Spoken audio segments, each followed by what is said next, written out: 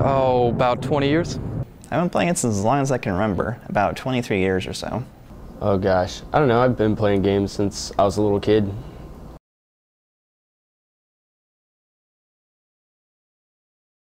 Super Mario Brothers. Probably Gyromite on the Nintendo. Gyromite's a two-player puzzle game. You have one person controlling pipes, and you have one person controlling a scientist, and the idea is to avoid space mutants while picking up these little power-ups and get to the end of the stage by having the player person kill aliens and not kill the scientist. The first one I remember playing was, it was on the old Nintendo system, and it was Super Mario 3.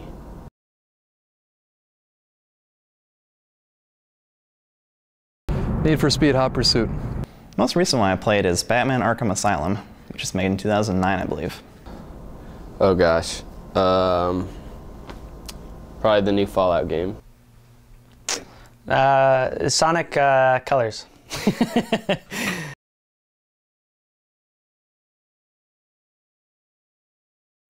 Online connectivity.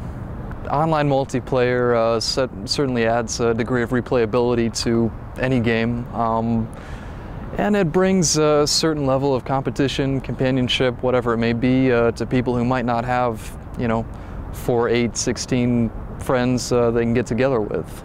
Probably in the portrayal of graphics, violence, and characterization. Characters are a lot more dynamic than they used to be, and violence is a lot more realistic than it used to be, which is both good and bad. Well, it's good because in a lot of ways, more detail is always better. You have almost a novelistic portrayal of events that beforehand were in a comic book or a TV show. But it's bad because in a lot of ways it desensitizes people to something which is generally a bad thing.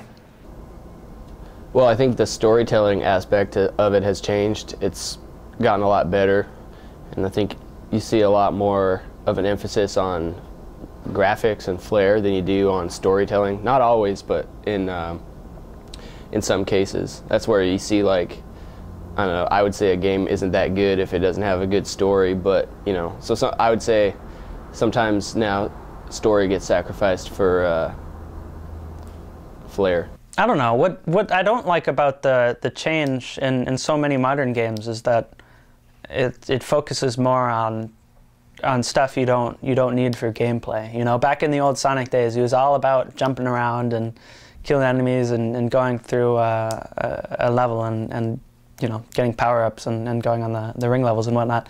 But now it's no longer about that. All the new Sonic games. I mean, Sonic Colors is pretty good, but a lot of them are all about this weird homing system and running around and tapping left and right and every now and then and not really having a whole lot of control and, pretty graphics and stuff like that. I really like Sonic 4 because it goes back to that kind of stuff, which is another game I've been playing recently.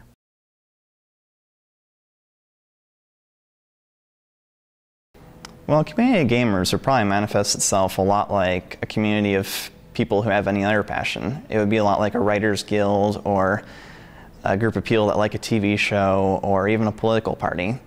There is a very solid community of gamers, although every gamer has different tastes, and some sub-communities of gamers will forsake others. For example, I don't play sports games, so I would not be interested in most games by EA or games involving Madden football or that sort of thing. I don't know, like, I think so many people play games now and they're marketed to so many different types of people. It's hard to say that, like, what the gaming community is, but like online, I mean, there's people play all kinds of games online. I guess a community could be within its game, like if people like a certain game, or within maybe a certain style of game. Maybe say there's like a shooting game culture and like a strategy game culture. I would say, I don't know if I've really fallen into a certain category. It's just like, I play games, sometimes I like to play a game for like the long term, and usually it has a better story. Sometimes I like to pick a game just like just to play something really quick, and you don't have to invest that much into it. So I would say one of those maybe. Yeah, with gaming fans, you know, if you're a console gamer like I am, there's not a whole lot of community. There's the internet, but you know, that's pretty weak. I mean, well, it's harder to find, I guess, a common space. You know, if so, you know, moviegoers and you know, people who are into music or all that stuff. There's, you know, when you experience a movie, you're experiencing it with a bunch of other people. If you experience it like that in theaters, which I think is something that's incredibly important because it affects how you view these things. With gamers, it's more of a casual attitude most of the time. You know, if someone comes over, you play games. But I don't know. It seems almost like there's a stigma to someone who will go out and actually, you know, look for people to play video games with.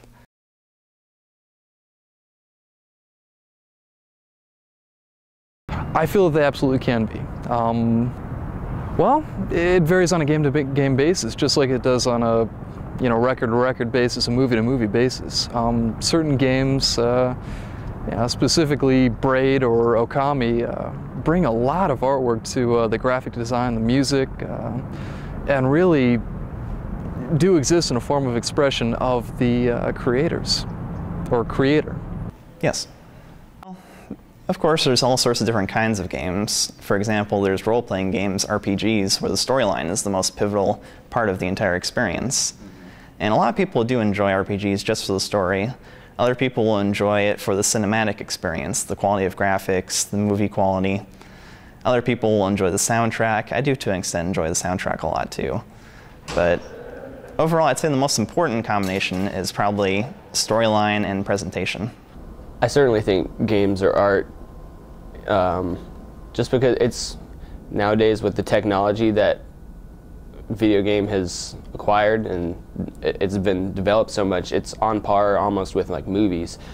And I guess you could say, I mean, they're both such a collaborative process. There's designers, developers, distributors, people, publishers, I mean, all kinds of things like that. And so I think anytime you take a team, it's like team artwork, you know, it's definitely a collaborative effort.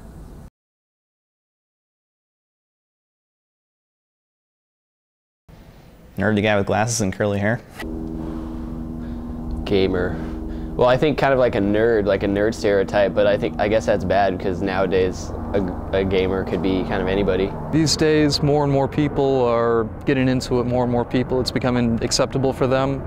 So it's really not uncommon to see you know, 25-year-old woman playing a game online with you, whereas, you know, 10, 15 years ago, it was relatively unheard of. Some dude with long hair sitting in a dark room on the couch as you know, outside seasons pass by and the gamer slowly grows a beard and you know, his life just goes away. Or, you know, it's some nerdy kid sitting in the corner playing video games and kind of muttering to themselves, and people with general, almost antisocial behaviors.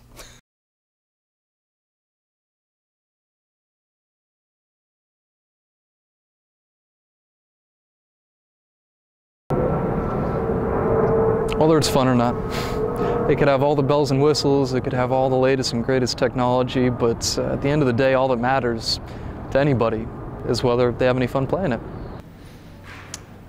For me, anyway, I think it's generated a compassion that I don't think I would experience any other way.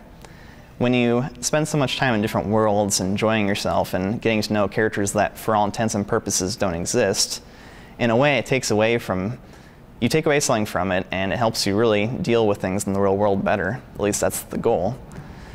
Overall, I think the most important thing for developers would be never to lose that compassion for gaming, because you can tell a big difference between a game where the developers put all their heart into it and ones where they just made it to sell money, or to get money. if they ask me like why do I play video games, I would say like, well, why do you read books, or why do you watch movies, or why do you do, you know, whatever you do for entertainment. It's another form of entertainment that's really developed, and there's a lot of experiences and cool things that you can check out that aren't just catered to one type of person. So I would say you should there's got to be something that they would like. So I would say try it out.